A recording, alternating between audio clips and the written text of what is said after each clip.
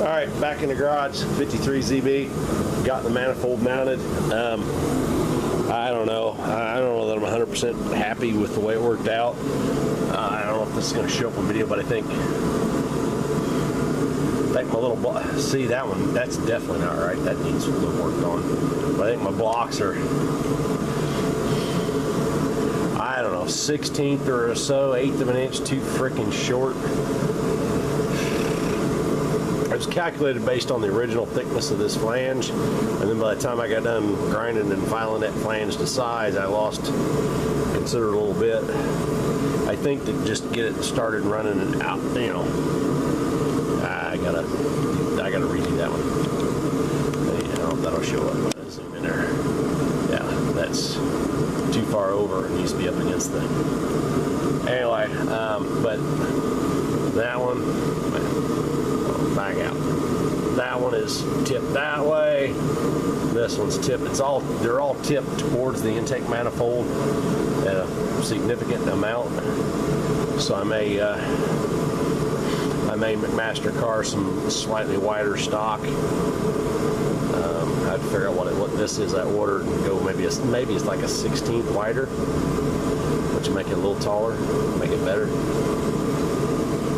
Or take some of this stuff I use for these clamp blocks that's considerably wider, cut it to length, and then borrow my buddies. I got a buddy that does have a small mill.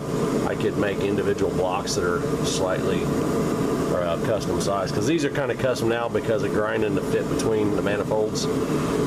It's not perfect, but manifolds are not all. Exhaust is not bad, but the intake, because there's no good way to locate it side to side, it might be off a little, but whatever. Anyway, I'm gonna fix that here in a little bit, get that back out where it belongs. But anyway, back over on this side, got the carbonator on there, and I went to hook the fuel line up, and this end had a, sorry, I just put a new sediment bowl gasket on there and it's dribbling a little bit, I think. This end had a crack in it, so I cut, I don't know, a little bit off of it, and then when I went to hook it up to the carburetor, it was exactly that much too short.